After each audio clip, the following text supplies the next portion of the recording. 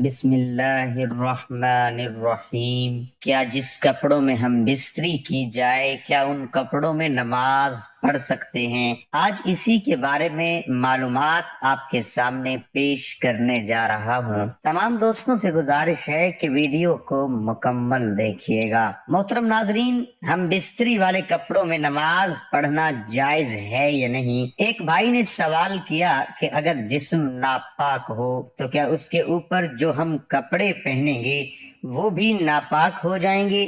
مثال کے طور پر اگر ایک شوہر اپنی بیوی سے صحبت کرتا ہے، ہم بستری کرتا ہے اور بغیر غسل کے اگر وہ کپڑے پہن لیتا ہے، کپڑے بھی ناپاک ہو جائیں گے؟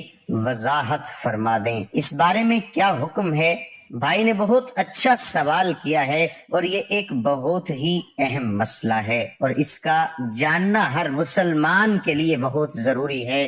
محترم ناظرین، اس کا سادہ سا جواب یہ ہے کہ ناپاک بدن کے ساتھ اگر کوئی کپڑا مست ہو جائے وہ ناپاک نہیں ہوگا۔ ہاں، اگر البتہ ان کپڑوں پر غلاظت یا نجاست لگ جائے، یعنی کہ منی کے قطرے لگ جائیں، تو پھر ایسی صورت میں وہ کپڑے ناپاک ہو جائیں گے۔ اور اسی سے ریلیٹڈ ایک اور سوال ہے، اس کا بھی آپ کو جواب دیتا چلوں۔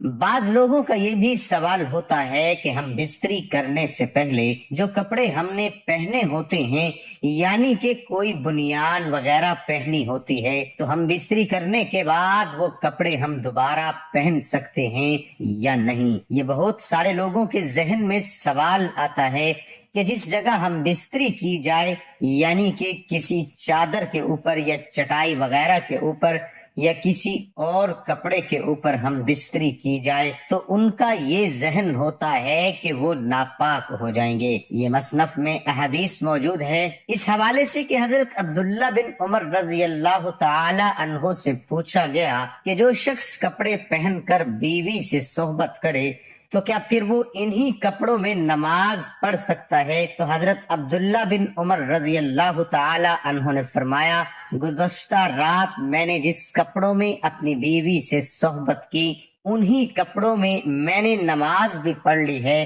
یعنی کہ کپڑے پاک ہونے چاہیے، یہ نہیں کہ ان کے اوپر منی وغیرہ کے قطرے لگ گئے ہوں، اور ایسی صورت میں وہ ناپاک ہو جائیں گے۔ اور اگر ان کے اوپر نجاست کے قطرے نہیں لگے تو آپ ہم بستری کرنے کے بعد غسل کر کے انہی کپڑوں کو دوبارہ پہن کر نماز پڑھ سکتے ہیں۔ یہ بالکل جائز ہے، کیونکہ وہ ناپاک اس صورت میں ہوں گے جب ان کے اوپر نجاست لگے گی۔ ناظرین، حضرت انس رضی اللہ عنہ نے بیان کیا کہ رسول اللہ صلی اللہ علیہ وسلم لوگوں میں سے سب سے بڑھ کر عمدہ اخلاق کے مالک تھے۔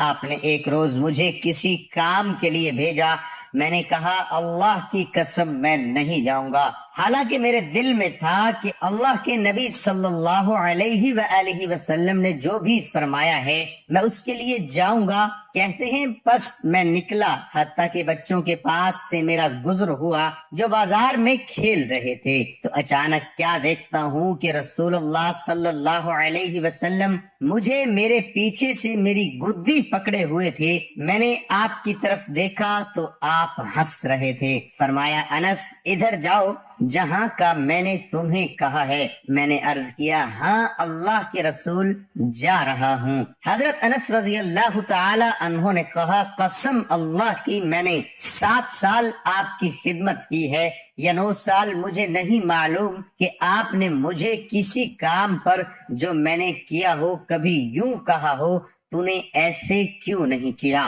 یا کوئی کام جو میں نے چھوڑ دیا تو کہا ہو کہ ایسے ایسے کیوں نہیں کیا۔ محترم ناظرین، حضرت انس رضی اللہ عنہ بیان کرتے ہیں کہ میں نے نبی صلی اللہ علیہ وسلم کی مدینہ منورہ میں 10 سال تک خدمت کی، جبکہ میں ایک خود نوخیز لڑکا تھا۔ میرے سب کام اس معیار کے نہیں تھے، جیسے میرے حبیب صلی اللہ علیہ وآلہ وسلم کی خواہش ہوتی تھی۔ اس کے باوجود آپ نے مجھے کبھی اف تک نہیں کہا اور نہ ہی یوں کہا تو نے یہ کیوں کیا اور اسی طرح کیوں نہیں کیا۔ محترم ناظرین، قدرت نے محمد صلی اللہ علیہ وآلہ وسلم کو اعلیٰ اخلاق سے نوازا تھا۔ آپ کے چہرے پر بشاشت اور دوسروں کے لیے مسکراہٹ ہوتی تھی۔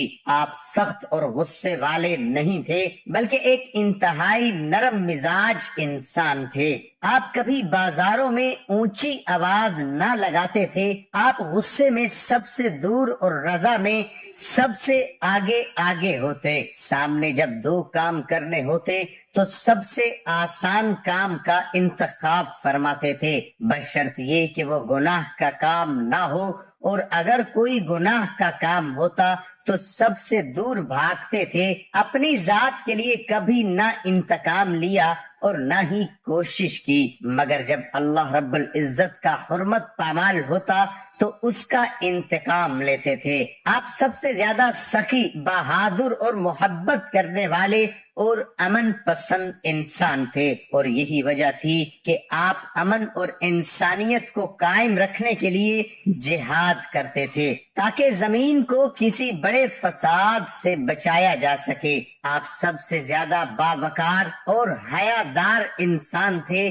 جب بھی آپ کو کوئی عمل یا چیز پسند نہ ہوتی تو اس کے آثار آپ کے چہرے پر ظاہر ہوتے تھے، اور جب خوش ہوتے تو وہ بھی چہرے سے پتہ چل جاتا تھا۔ آپ ملاقات یا گفتگو کے دوران اپنی نظر کسی پر جماتے نہ تھے اور نہ ہی کسی سے ناپسندیدگی سے پیش آتے۔ آپ صلی اللہ علیہ وآلہ وسلم پاک دامن، عادل، حیادار، امانت دار اور سچے تھے۔ یہی وجہ تھی کہ آپ کو کفار اور مشرکین بھی صادق اور امین کہا کرتے تھے۔ سب سے زیادہ عہدے کے پاسدار، صلح رحم اور شفقت کرنے والے انسان تھے۔